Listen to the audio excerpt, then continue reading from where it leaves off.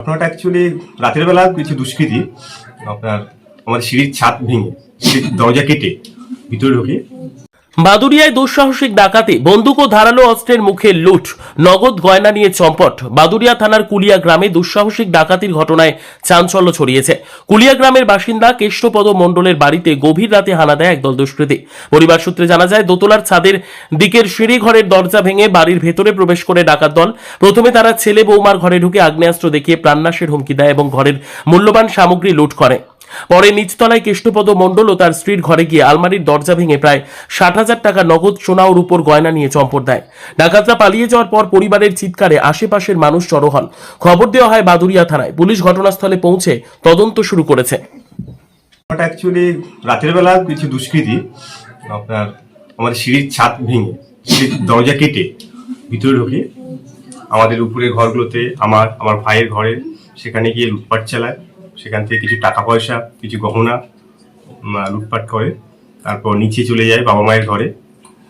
বাবা এবং মায়ের দুজনের গলাতে মাথায় বন্দুক এবং আপনার লাঠি, ধারালো অস্ত্র এগুলো ধরে তাদেরকে বাধ্য করে টাকা পয়সা এবং বাড়ির যা গহনা ছিল সেগুলো দেওয়ার জন্য।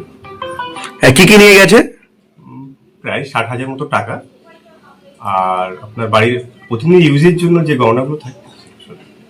আচ্ছা, আপনারা পুলিশে জানিয়েছেন? জানিয়েছি।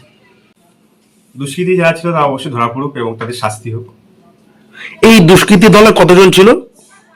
দেখুন, ওরা আনুমানিক 3 থেকে 4 জন ছিল। রাজীব মন্ডল। আপনি পেশায় কি? স্কুল শিক্ষক। ঘটিতে যে ওনারা যখন দুষ্কৃতীতে আসলো তখন আমাকে বললো টাকা পয়সা সোনা দানা দে। আমি বললাম সোনা দানা টাকা পয়সা তো আমার কাছে থাকে না, আমার থাকে ব্যাংকে।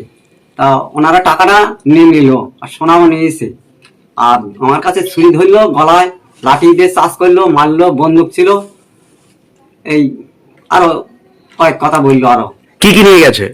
টাকা নিয়ে গিয়েছে, টাকা নিয়েছে 60,000 টাকা, আর ওই সোনা নিয়ে গিয়েছে। আচ্ছা, আপনারা পুলিশে জানিয়েছেন? হ্যাঁ, জানাইছি। আপনার কি আতঙ্কিত? আতঙ্কিত আমরা, এখন সেই শাস্তি হওয়া চাই তাদের।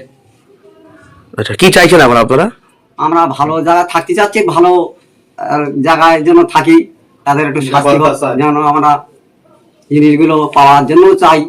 হ্যাঁ, নির্ভরতা অবস্থা করছি। আপনার নাম কি? কেষ্টপদ মণ্ডল।